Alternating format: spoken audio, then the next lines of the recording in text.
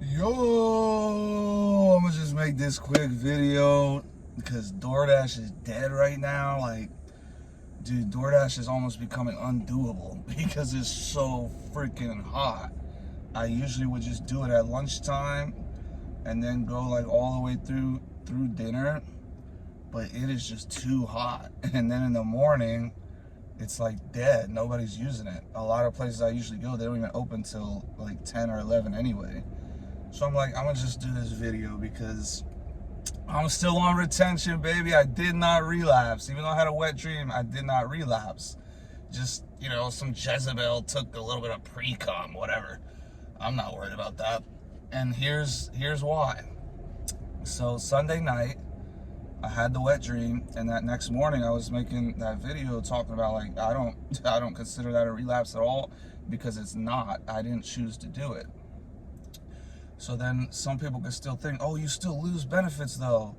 Like, even though you didn't consciously choose to relapse at all, you still it counts as a relapse. It absolutely does not. And I'm gonna tell you why. One, because I didn't choose to at all. Two, dude, it's almost like the semen retention effects went up.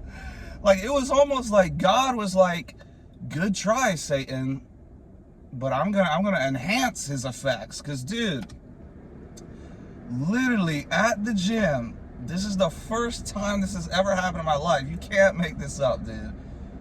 This has never happened in my entire life. A woman came and approached me in the gym, dude. And she was cute too. Like, I was just working out, and because I was like, all right, let's go to the gym and let's just see if I have like those negative effects of a relapse. Because negative effects of a relapse, you just feel all weak and pathetic. Nobody's really giving you any attention. Like, nobody's holding the door for you anymore or whatever. Dude, none of that happened. In fact, it's almost like I got the most attention, and it's like I had the most effects yesterday. So it's absolutely not a relapse having a wet dream. But I'm just sitting on the bench, and this girl just walks up, and I'm just like, oh, so is she she's actually coming to talk to me? What's going on here? And so I had my head, I was not expecting that at all. It's like I said, it's never happened in my life where a girl comes up to me to talk to me. I've never even went up to a girl and talked to her in the gym. Like I said, 2 weeks ago or so, I saw one girl in the gym that I know from this place that I usually DoorDash at, and we just smiled at each other. I was like, what's up? But that was it. But I had never walked up to a girl and be like, hey, I have a question or whatever.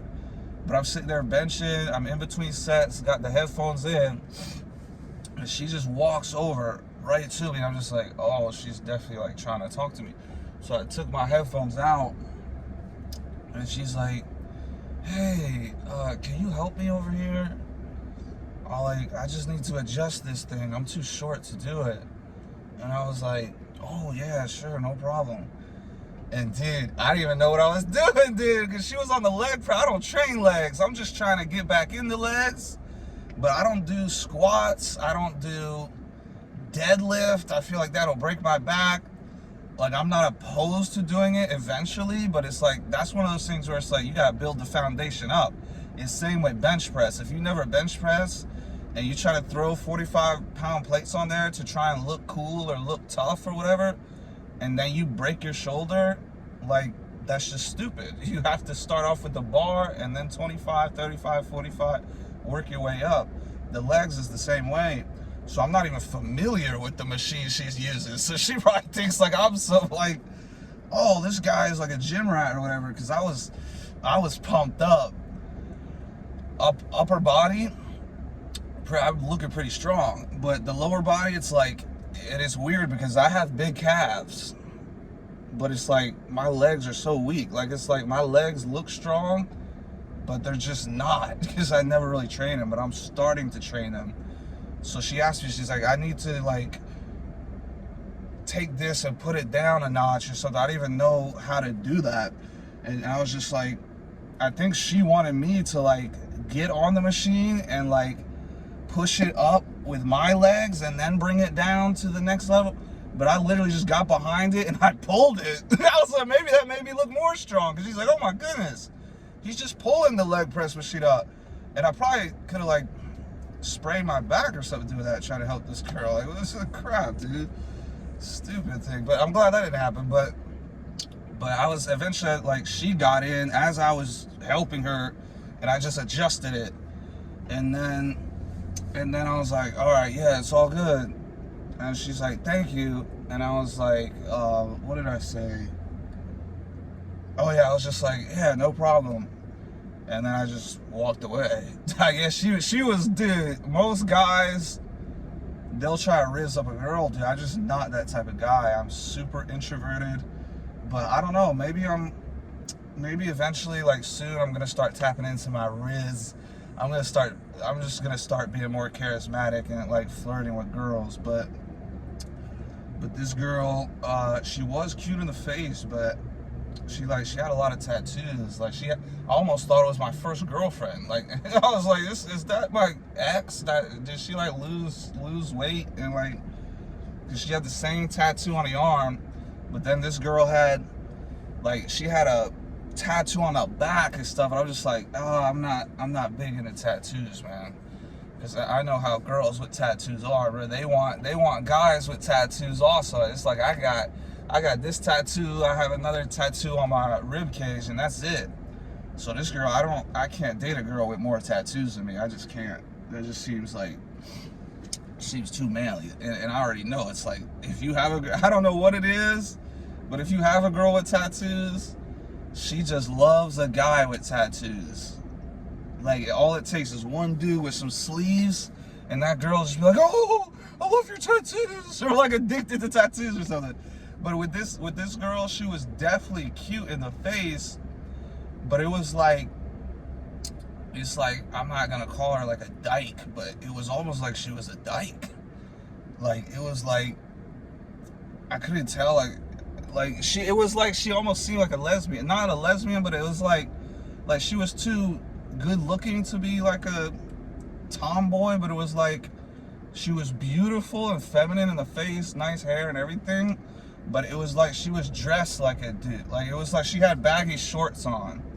And, I guess she had this tank top with a bra underneath, sports bra. But yeah, dude, she literally just came up. Like, dude, if it was some ugly girl, I'd just be like, I wouldn't probably tell you that. But, dude, it was literally like a cute girl who maybe she was just like sort of dressed like a tomboy, dressed like an athletic clothes.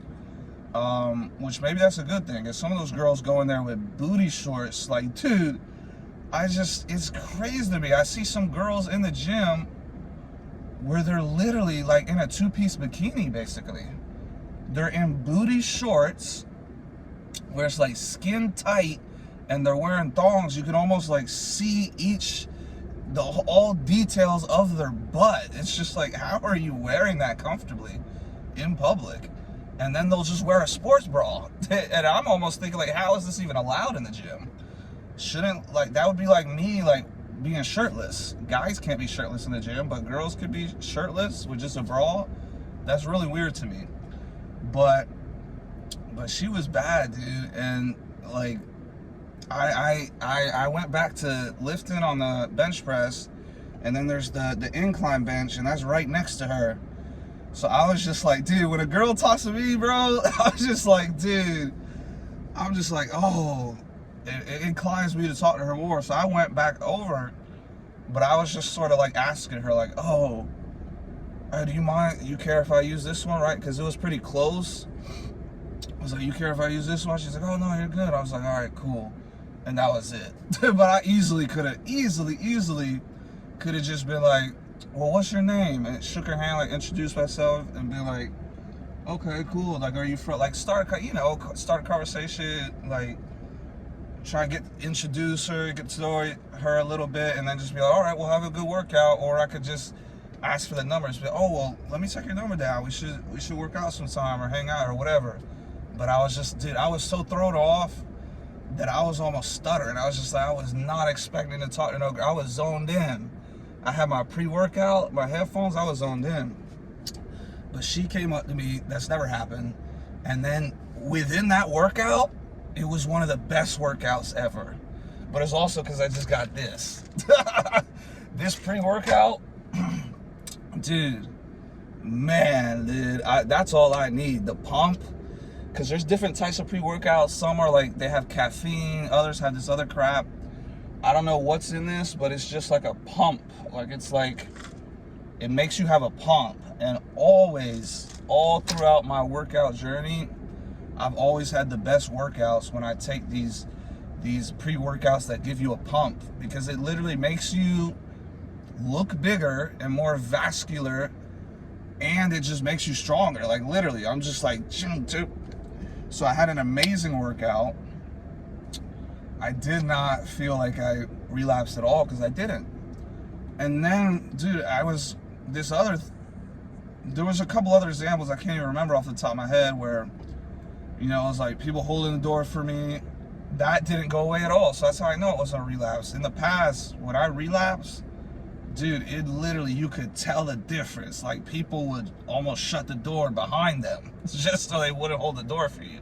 Whereas I'm a high streak at senior retention, they'll hold the door 10 feet away. So they were still holding the door 10 feet away. They were going out of their way. Like, they'll walk in and they'll see me about to walk out, and they'll go back out to hold the door open for me.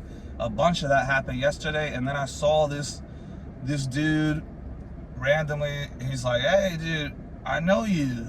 And I was just like, "I don't know you." That always had, dude, I smoked so much. Like, I don't have any recollection of high school other than the mitochondria is the powerhouse of the cell, and Y equals MX plus B. That's all I remember from high school. But so this guy, he's like, "Oh, I remember." He's like, "I went to like this school." I was like, "Oh yeah, it was probably that school." It's like, I was like, "Yeah, I don't remember much from back then." And then I just told him, I was like, most of the important knowledge I learned was after school. And then it's just like, it was just one of those interactions where it was just like chill, like with the stranger. I mean, I wasn't a stranger to him, but I have memory loss, so he was a stranger to me. And I just like, whatever that's called, not fisted. That sounds gay as crap. I fist bumped him. We fisted after that. No, we fist bumped. We like dapped up, fist bump, whatever that's called. And I was just like, "Have a good day, bro." And I'm just like, dude, like, I didn't lose, because when you truly relapse, like, I don't even want to leave the house. I don't want to talk to anybody, especially not strangers, because I'm already introverted. So I'm just like, dude, I did not relapse at all. In fact, it was like, I think I got a boost in effects, because I'm sitting there getting this, people talking to me and stuff, strangers literally talking to me, holding the door for me like always and stuff. An amazing, strong workout in the gym. And yeah, so that's just a story. I'm about to hit 42 days of senior retention. Shout out to Jackie Robinson.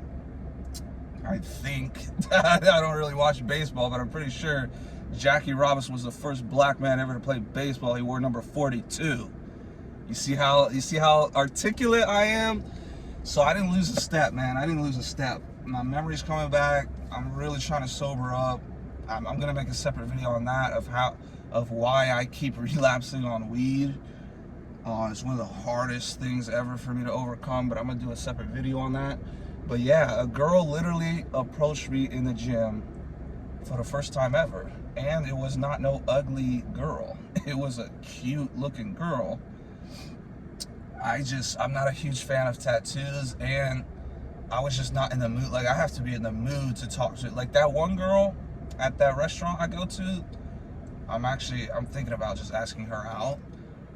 That was the first girl I ever was just like, oh, let me just talk to her and introduce like a conversation or whatever. And I did that with her, but I was like in the mood. Like, I have to be in the mood to talk to somebody.